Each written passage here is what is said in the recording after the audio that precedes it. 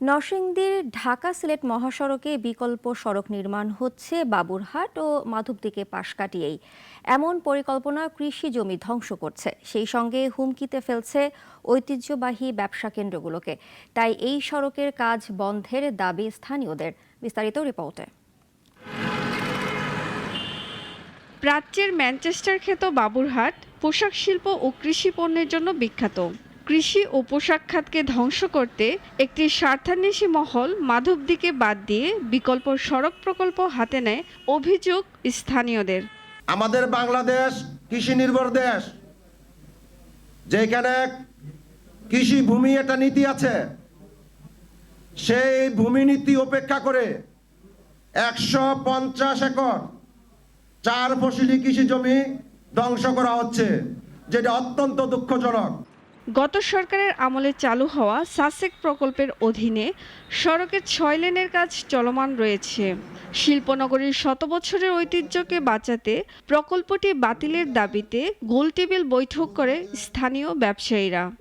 বাবুরহাটকে ধ্বংস করার যে ষড়যন্ত্র চলছে, সেই ষড়যন্ত্রের বিরুদ্ধে কিন্তু আজকে আমার মনে হয় যে 31 ডিসেম্বর সূচনা হয়েছিল এবং সেই থেকে আমরা আজকে এখানে ঘুরে এসে দাঁড়িয়েছি। আমাদের প্রাচ্যের ম্যানচেস্টার মাধবদী শিল্প প্রতিষ্ঠানের স্বার্থে যাতে এটা ধরে রাখা সম্ভব, কিন্তু আমাদের ঐক্য থাকতে হবে। আমরা অনেকগুলো মিটিং করছি, কয়েকবার মিটিং করছি জেলা প্রশাসকের সাথে, কিন্তু শেষ পর্যন্ত আমরা পারি নাই।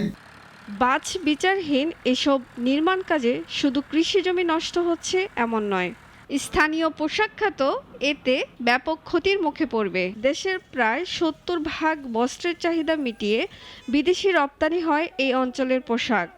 প্রথম জেলা প্রশাসকের আয়ত্ত আনতে হবে 1 নম্বরে, কারণ ওনার মাধ্যমেই যাইতে হবে।